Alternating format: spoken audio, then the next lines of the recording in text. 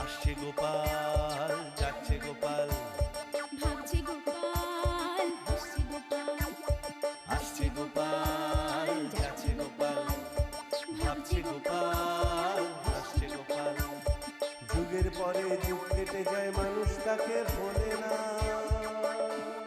যুগের পরে যুগ কেটে যায়, মানুষ তাকে ভোলে না। চলে না রে, চলে না রে, চলে না রে, চলে না, চলে না রে, চলে না রে, কাকে ছাড়া চলে না। কে সে পরিচয় কি তার? হাসির রাজা, জ্ঞানের রাজা, রসিক রাজা গোপাল ভাঁড়। হাসির রাজা, জ্ঞানের রাজা, রসিক রাজা গোপাল ভাঁড়। হাসির রাজা, জ্ঞানের রাজা।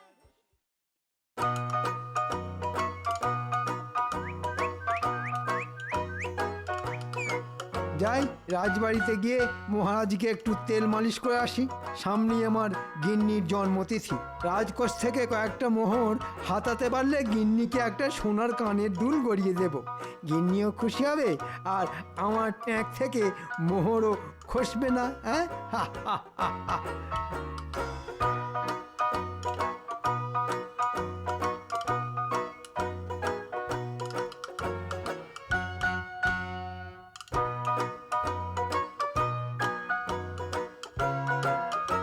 আসবো মহারাজ? কে কে?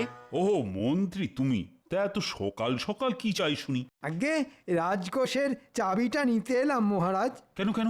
রাজকোষের চাবি নিয়ে তুমি কি করবে? আগে নবাব বাহাদুরকে খাজনা দেওয়ার সময় তো প্রায় চলে এলো, তাই মোহরগুলো গুনে রাখতাম মহারাজ। না না না না, এবার খাজনা দিতে আমার একটু দেরি হবে। রাজকোষে বেশি মোহর নেই তো। সব যদি খাজনা হিসেবে নবাব বাহাদুরকে দিয়ে দিই, তাহলে বাকি মাসটা চলবে কেমন করে শুনি? এই রে, এবার কি হবে? আপনি মিছি মিছি চিন্তা করছেন মহারাজ, আমি তো আছি। প্রজাদের কাছ থেকে অগ্রিম খাজনা তুলে আনবো আমি। একদম নয়। রাজ্যের গরিব প্রজাদের ওপর জুলুমবাজি আমি একেবারেই সহ্য করব না। আমি নিজে নবাব বাহাদুরকে অনুরোধ করব খাজনা দেওয়ার সময়সীমা পিছিয়ে দেওয়ার জন্য, কিন্তু প্রজাদের কাছ থেকে আমি অগ্রিম খাজনা কোনোদিনও চাইব না।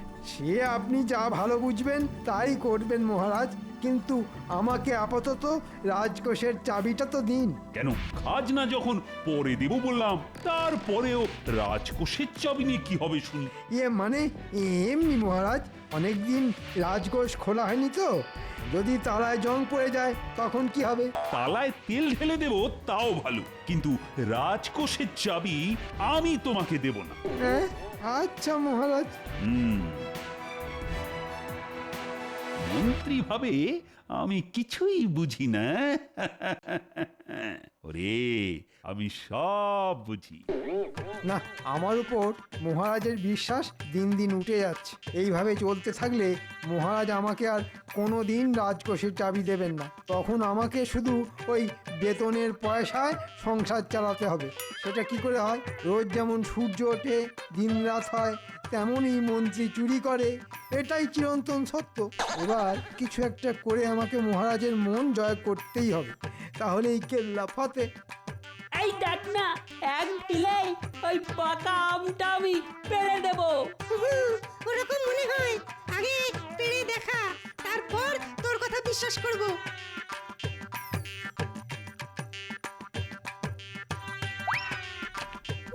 বাপরে, বাপরে, ওহ! এই দাঁড়া দাঁড়া বলছি। কি বেয়াদব ছেলে রে বাবা। হবেই তো, যেমন দাদু তেমন তার নাতিরা।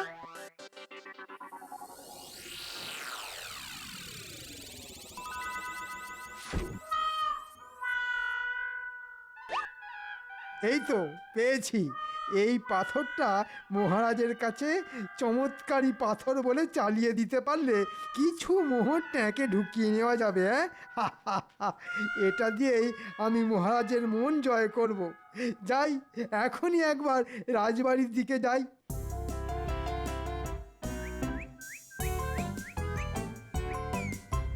ওই গো রানী, খেতে দাও। একটু পরেই তো আবার রাজসভায় যেতে হবে।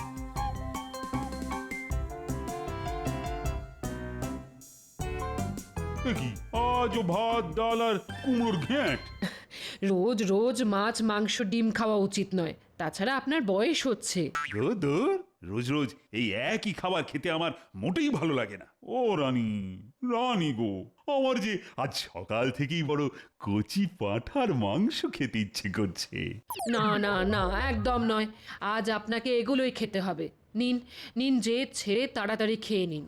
এই তো পেয়েছি, মহারাজের আজ সকাল থেকে কচি পাঁঠার মাংস খেতে ইচ্ছে করছে। এই পাথরের গুণে মহারাজ কচি পাঁঠার মাংস পেয়ে গেলে মহারাজ বিশ্বাস করতে বাধ্য হবে এটা চমৎকারী পাথর। এখনই এই পাথরটা মহারাজের হাতে তুলে দেওয়া ঠিক হবে না। যাই, আগে গিয়ে একটা কচি পাঁঠার ব্যবস্থা করি, তারপর রাজসভায় সবার সামনে আমি এই পাথরটা মহারাজকে দেব।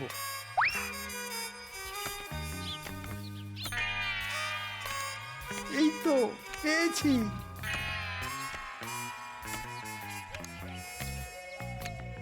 এই যে পুঁটির বাবা, তোমার নামে একটা অভিযোগ আছে। হ্যাঁ, কি অভিযোগ মন্ত্রীমশাই? এই মাসের খাজনা তুমি এখনো জমা করনি, তাই মহারাজ তোমার উপর রেগে আছেন। আগে এই মাসে চাষবাস খুব একটা ভালো হয়নি মন্ত্রীমশাই, তাই মানে এসব কথা বলে কোনো লাভ হবে না। আমাকে মহারাজ পাঠিয়েছেন তোমার কাছ থেকে খাজনার টাকা নিয়ে যাওয়ার জন্যে। আমাকে আমাকে ক্ষমা করে দিন মন্ত্রীমশাই, আমি গরিব মানুষ। এই মাসে খাজনা দিলে আমাকে আর আমার বাচ্চাদের সারা মাস না খেয়ে থাকতে হবে। আচ্ছা আচ্ছা, একটা উপায় আছে যাতে মহারাজ খুশি হয়ে তোমার খাজনা মুকুব করে দিতে পারেন। কি উপায় মন্ত্রীমশাই? এই কচি পাঁঠাটার মাংস রান্না করে আজই তুমি মহারাজকে নিজে হাতে দিয়ে এসো। কচি পাঁঠার মাংস পেলে মহারাজ খুশি হবেন আর তোমার খাজনাও মুকুব হয়ে যাবে। কিন্তু একটা শর্ত আছে, আমি যে তোমাকে কচি পাঁঠার মাংস রান্না করে মহারাজকে দিয়ে আসতে বলেছি, এটা যেন মহারাজ জানতে না পারেন। মহারাজ জানতে পারবেন না মন্ত্রীমশাই, আপনি নিশ্চিন্তে থাকুন। যাক, কচি পাঁঠার মাংসের ব্যবস্থা তো হয়ে গেল। এবার তাহলে রাজসভার দিকে যান। এ কি, মন্ত্রী আর গোপাল এখনো এসে পৌঁছয়নি দেখছি। আমি এসে গেছি মহারাজ। এ কি মন্ত্রী, তোমার রাজসভায় আসতে এত দেরি হলো কেন? সে এক অদ্ভুত ঘটনা মহারাজ। আমি রাজসভায় আসবো বলে রাস্তা দিয়ে হেঁটে হেঁটে যাচ্ছিলাম, হঠাৎ রাস্তায় আমার সঙ্গে এক সাধু বাবার দেখা হলো। সাধু বাবা আমাকে এই পাথরটা দিয়ে বললেন এটা যেন আমি আপনাকে দিয়ে দিই। এটা আবার কি? এটা যেসে পাথর নয় মহারাজ, এটা চমৎকারী পাথর। সাধু বাবা বললেন এটা হাতে রেখে চোখ বন্ধ করে আপনি যা চাইবেন তাই পাবেন। তাই নাকি? তাহলে তো একবার পরীক্ষা করেই দেখতে হচ্ছে। এই চমৎকারী পাথর, আমার বড় কচি পাঁঠার মাংস খেতে ইচ্ছে করছে। তুমি যদি সত্যি সত্যি চমৎকারী পাথর হয়ে থাকো, তাহলে আমার জন্য কচি পাঁঠার মাংসের ব্যবস্থা করে দাও। মহারাজের জয় হোক, আমি আপনার জন্য সামান্য উপহার এনেছি মহারাজ। মেলাতে গিয়ে গুলিয়ে যাচ্ছে আমার সব ছন্দ। মহারাজ, আমার নাকে আসছে কচি পাঁঠার মাংসের গন্ধ। সত্যি তো, সভাকবি একদম ঠিক বলেছে। তুমি আমার জন্য কি উপহার নিয়ে এসেছো শুনি? আগে কচি পাঁঠার মাংস রান্না করে নিয়ে এসেছি মহারাজ। দেখেছেন মহারাজ, বলেছিলাম না। হ্যাঁ, জয় চমৎকারী পাথরের জয়। জয় চমৎকারী পাথরের জয়। আজ রাজসভায় গিয়ে মহারাজের কাছ থেকে 7 দিনের ছুটি চেয়ে নেব। মহারাজ যদি ছুটি দিতে না চান, তাহলে মহারাজের পা ধরে লুটিয়ে পড়ে হাত জড়ো করে যে করেই হোক 7 দিনের ছুটি আমি আদায় করেই ছাড়ব। কি ব্যাপার ভাই, তুমি এই 7 সকালে রাজবাড়িতে কি করতে এসেছিলে শুনি? মহারাজের জন্য কচি পাঁঠার মাংস রান্না করছিলাম গো গোপাল দাদা, সেটা দিতেই এসেছিলাম। কচি পাঁঠার মাংস?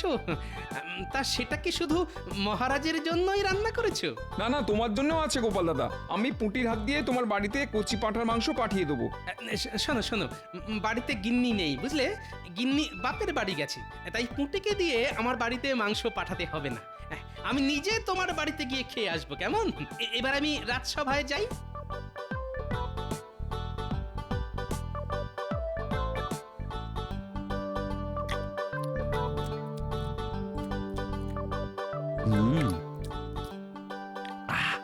প্রাণটা একেবারে জুড়িয়ে গেল। সব হয়েছে এই চমৎকারী পাথরের জন্য। কি হয়েছে মহারাজ? আরে গোপাল যে, এসো এসো এসো। চমৎকার হয়েছে গোপাল, চমৎকার হয়েছে। এবার গোপালকে পথ থেকে সরাতে পারলেই আমার রাস্তা পরিষ্কার। মহারাজ, গোপালকে এসব বলে লাভ নেই। গোপাল কিছুই বিশ্বাস করবে না। না না না না, বিশ্বাস তো করতেই হবে। একটু আগেই বিশ্বাস করার মতন একটা কাণ্ড ঘটে গেছে যে। মহারাজ ঠিক বলেছেন গোপাল। একটু আগে মহারাজ হাতে চমৎকারী পাথর নিয়ে কচি পাঁঠার মাংস খাওয়ার ইচ্ছে প্রকাশ করেছিলেন। তারপর আর কি, একজন প্রজা এসে মহারাজকে কচি পাঁঠার মাংস দিয়ে গেলেন। সব হয়েছে এই চমৎকারী পাথরের জন্য। আর আমাকে এই পাথরটা দিয়েছে মন্ত্রী। আগে ওসব পাথরের জোরে হয়নি মহারাজ, হওয়ার ছিল তাই হয়েছে। মানে কি বলতে চাইছো গোপাল? অন্ধবিশ্বাস ভালো নয় মহারাজ, এটাই বলতে চাইছিলাম। দেখেছেন মহারাজ, গোপাল কেমন চমৎকারী পাথরের বদনাম করছে। গোপাল, তুমি আমার চমৎকারী পাথরের বদনাম করেছো। আমি কিন্তু তোমাকে ছাড়বো না। ছাড়া ধরা সব আপনার হাতে মহারাজ, আমি শুধু সত্যিটা বললাম। এই চমৎকারী পাথরটা হাতে নিয়ে যা চাওয়া হয় সেটাই পাওয়া যায়। আর তুমি বলছো কিনা এই পাথরটার কোনো গুণ নেই। বেশ বেশ, তবে প্রমাণ করে দেখাও এটা চমৎকারী পাথর নয়। এই রে, মহারাজ তো সত্যিটা শুনে একেবারে তেলে বেগুনে জ্বলে উঠলেন। এখন মহারাজের কাছে 7 দিনের ছুটি চাওয়াও যাবে না, কিন্তু দেব মহারাজ, প্রমাণ দেব। আপনি আমাকে 1 দিন সময় দিন। আগামীকাল আমি যদি আমার কথার প্রমাণ দিতে না পারি, তাহলে আপনি আমার গর্দান নেবেন। এসব কি বলছো গোপাল? যা বলছি ভেবেচিন্তেই বলছি। আর যদি আমি প্রমাণ দিয়ে দিই, তাহলে আমি আপনার কাছে যা চাইবো আপনাকে তাই দিতে হবে মহারাজ। এবার বলুন, আপনি রাজি তো? রাজি রাজি, আমি রাজি। বেশ, তবে আজ দিনটা আমাকে ছুটি দিন। ঘরে গিন্নি নেই, আমাকে গিয়ে ঘরের সব কাজ একা হাতে করতে হবে। আর কাল আমি সঠিক সময়ে এসে আমার কথার প্রমাণ দিয়ে যাব।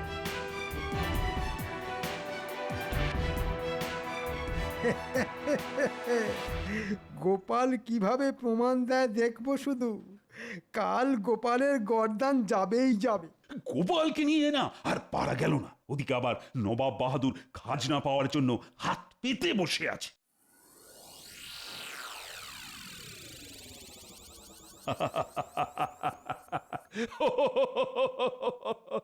আরে আমি তো এই চমৎকারী পাথরের কথা ভুলেই গেছিলাম। এই চমৎকারী পাথর নবাব বাহাদুর যেন এই মাসের খাজনার টাকা মকুব করে দেন। সর্বনাশ, এবার কিছু একটা করতেই হবে। মহারাজের ইচ্ছে পূরণ না হলে কাল গোপালের নয়, আমার গর্দান যাবে।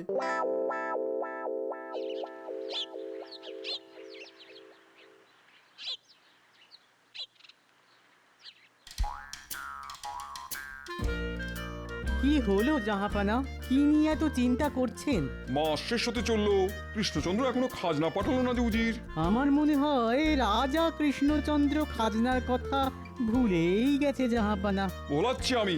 এই দূত, এক্ষুনি চিঠি নিয়ে কৃষ্ণচন্দ্রের কাছে যাও। চিঠিতে কৃষ্ণচন্দ্রকে কি লিখবেন জাহাপানা? লিখবো, আজকের মধ্যে খাজনা না পেলে খুব খারাপ হয়ে যাবে। এবার একটা না একটা ব্যবস্থা করতেই হবে। মহারাজ পাথরের কাছে চেয়েছেন নবাব বাহাদুর যেন এই মাসের খাজনা মকুব করে দেন। এটা যদি সত্যি না হয় তাহলে মহারাজের পাথরের ওপর বিশ্বাস উঠে যাবে, আর সেটা আমি কিছুতেই হতে দেব না। আরে, এ তো নবাবের দূত। এই দাঁড়াও দাঁড়াও। বলুন মন্ত্রী মশাই। কোথায় যাচ্ছ শুনি? জাহাপানার চিঠি মহারাজের কাছে পৌঁছে দিতে যাচ্ছি। নবাব বাহাদুর আবার কি লিখলেন? না না, একবার পড়ে দেখতে হচ্ছে তো। দাও, চিঠিটা আমার হাতে দাও, আমি মহারাজকে দিয়ে দেব। আচ্ছা আচ্ছা, এই নিন। ওরে বাবা রে, নবাব বাহাদুর যে খাজনা চেয়ে পাঠিয়েছেন। না না, এই চিঠি কিছুতেই মহারাজের হাতে দেওয়া যাবে না। এই তো একটা উপায় খুঁজে পেয়েছি।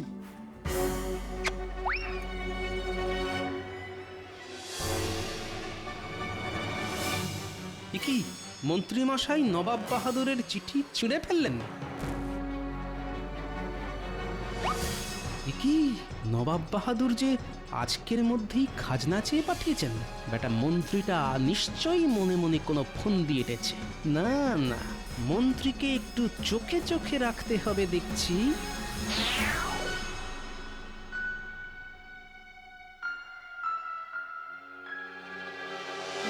মহারাজ, এই দেখুন মহারাজ, নবাব বাহাদুর আপনার জন্য চিঠি পাঠিয়েছেন। তাই নাকি? কই কই দেখি দেখি।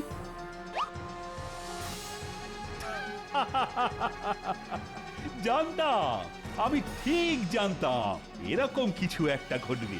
জয় চমৎকারী পাথরের জয়। নবাব বাহাদুর কি লিখেছেন মহারাজ?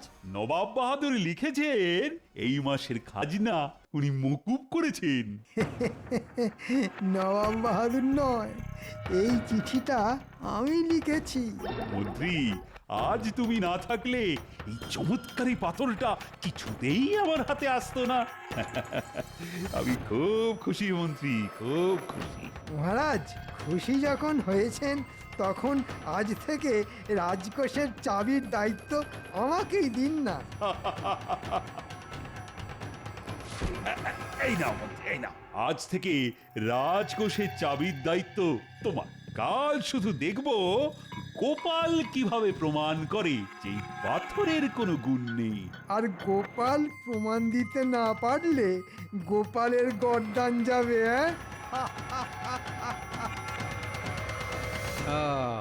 এইবার বুঝেছি, মহারাজকে পাথর দেওয়া থেকে শুরু করে নবাব বাহাদুরের চিঠি সব এই শয়তান মন্ত্রীর কারসাজি। কিন্তু কচি পাঁঠার মাংস, যাই একবার পুঁটির বাবার কাছে যাই। একমাত্র পুঁটির বাবাই আমাকে সত্যিটা বলতে পারবে।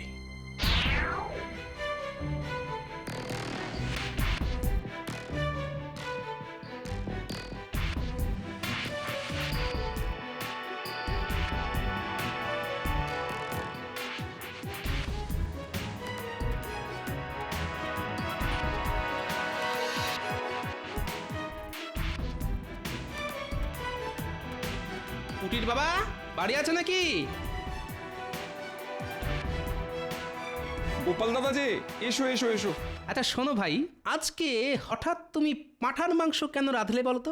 আর বলো না গোপাল দাদা, সব ওই খাজনা মুকুব করার জন্যে। আজ সকালে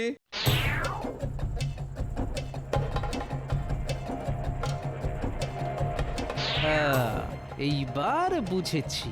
বাহ, আমাদের মন্ত্রী মশাই গুছিয়ে বেশ ভালোই চাল চেলেছেন দেখছি। কিন্তু গোপালের চোখকে যে এত সহজে ফাঁকি দেওয়া যায় না, এবার দেখাচ্ছি মজা। কি ভাবছো গোপাল দাদা? কিছু না কিছু না, আমার বড় খিদে পেয়েছে। চলো এবার আমি কবজি ডুবিয়ে পাঁঠার মাংস খাবো। কৃষ্ণচন্দ্রের এত বড় সাহস, আমার চিঠি পেয়েও খাজনা দেয় না। এই উজির, এক্ষুনি ঘোড়া বার করো, আমি কৃষ্ণনগরে যেতে চাই। চলুন জাহাপানা।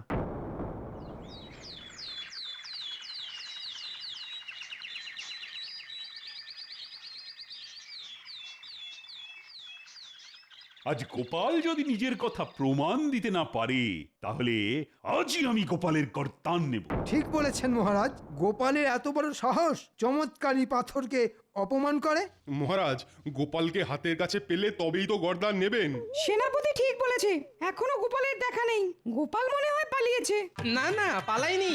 ভেবেছিলাম পালিয়ে যাব, কিন্তু এই রাজ্য ছেড়ে অন্য কোথাও যাওয়ার জায়গা যে গোপালের জানা নেই, তাই ফিরে এলাম। ও, তার মানে তুমি বলতে চাইছো গোপাল যে তোমার কথার প্রমাণ তুমি দিতে পারবে না? আগে না মহারাজ, পারবো না, তাই নিজের গর্দানটাই দিতে এলাম। কে আছিস? এক্ষুনি গোপালের গর্দান নেওয়ার ব্যবস্থা কর।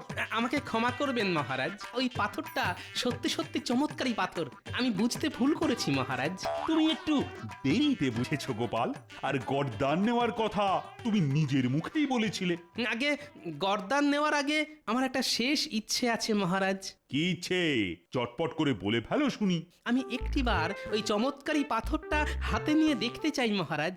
যে পাথরের জন্য গোপাল ভাঁড়ের গর্দান যাবে, সেই পাথরটা একবার ছুঁয়ে না দেখলে যে আমার জীবন অসম্পূর্ণ থেকে যাবে মহারাজ। দয়া করে আমাকে ফিরিয়ে দেবেন না। কি আবার এমন? এই না, এই না। হে চমৎকারী পাথর, মহারাজ যেন আমাকে ক্ষমা করে দেন। আর আমার গর্দান নেওয়ার কথা ভুলে যান। হে চমৎকারী পাথর, তুমি আমাকে এক্ষুনি কৃষ্ণনগরের রাজা করে দাও, মহারাজকে ফকির করে দাও। এসব কি হচ্ছে শুনি গোপাল? আগে চমৎকারী পাথরের কাছে নিজের ইচ্ছে প্রকাশ করছি মহারাজ। পাথরটা যদি সত্যি চমৎকারী পাথর হয়ে থাকে তাহলে আমার ইচ্ছে পূরণ হবে। গোপাল, তুমি এখনই পাথরটাকে সন্দেহ করছো? আমি তোমার গর্দান নেবই নেব, কিছুতেই ছাড়বো না। কেন মহারাজ? আমি যে আমার কথার প্রমাণ দিয়ে দিলাম। তুমি কি বলতে চাইছো গোপাল? কিছুই বুঝতে পারছি না। এ তো জলের মতন সোজা। আমি পাথরের কাছে নিজের ইচ্ছে প্রকাশ করলাম। আমার ইচ্ছে যদি পূরণ হয় তাহলে আমার গর্দান অক্ষত থাকবে, কিন্তু আমার ইচ্ছে শুনে মহারাজের আমার গর্দান নেওয়ার ইচ্ছে আরো বেড়ে গেল। আমি রাজা হতে চাইলাম, রাজা হলাম না। আপনি যাতে ফকির হয়ে যান সেটাও চাইলাম, কিন্তু আপনি ফকির হলেন না। আর এর থেকেই প্রমাণ হলো পাথরটা আসলে চমৎকারী পাথর নয়। হ্যাঁ, কিন্তু আমার সব ইচ্ছে যে সব সাজানো মহারাজ। মন্ত্রী মশাই পুঁটির বাবার কাছে গিয়ে খাজনার ভয় দেখিয়ে পাঁঠার মাংস রান্না করিয়ে আপনাকে দিয়ে যেতে বলেছিল মহারাজ। আর নবাবের চিঠি? আমি তোমাকে ছাড়বো না কৃষ্ণচন্দ্র। আমার চিঠি পেয়েও তুমি সেটা অগ্রাহ্য করলে, এত বড় সাহস তোমার! সর্বনাশ, এবার কি হবে? সে কি? আপনি তো চিঠিতে লিখেছিলেন আপনি মাসের খাজনা মকুব করেছেন, তাহলে আজ কেন? আগে নবাব বাহাদুর লিখেছিলেন গতকালের মধ্যেই খাজনার টাকা শোধ করে দিতে। আমাদের মন্ত্রী মশাই আসল চিঠিটা ছিঁড়ে নকল চিঠি লিখে আপনাকে দিয়েছেন আপনার ইচ্ছে পূরণ করার জন্য মহারাজ। মন্ত্রী, যা শুনছি সব কি সত্যি? ভুল হয়ে গেছে মহারাজ, আর হবে না। ও, সবই মন্ত্রীর কারসাজি। উজির, এক্ষুনি মন্ত্রীকে ধরে 100 চাবুক লাগাও। আমি তোমাকে ছাড়বো না মন্ত্রী, তুমি আমাকে বোকা বানিয়েছো। আজ আজ তোমার একদিন কি আমার একদিন। প্রহরী! ওরে বাবা, ডাঙায় বাঘ আর জলে কুমির। দাঁড়াও বলছি, দাঁড়াও, দাঁড়াও বলছি। গোপাল, গোপাল, আজ তুমি না থাকলে আমি সত্যি সত্যি বিশ্বাস করে নিতাম এটা চমৎকারী পাথর। আমার চোখ খুলে দেওয়ার জন্য ধন্যবাদ গোপাল। বলো বলো বলো, তোমার কি চাই? বেশি কিছু নয় মহারাজ। যতদিন না গিন্নি বাপের বাড়ি থেকে ফিরছেন ততদিন রাজবাড়িতে থাকতে দিলেই হবে, আর সঙ্গে দুবেলা খাবার। বেশ বেশ, তাই হবে তাই হবে। ওরে বাবা রে, আমাকে বাঁচান মহারাজ। ওরে বাবা রে।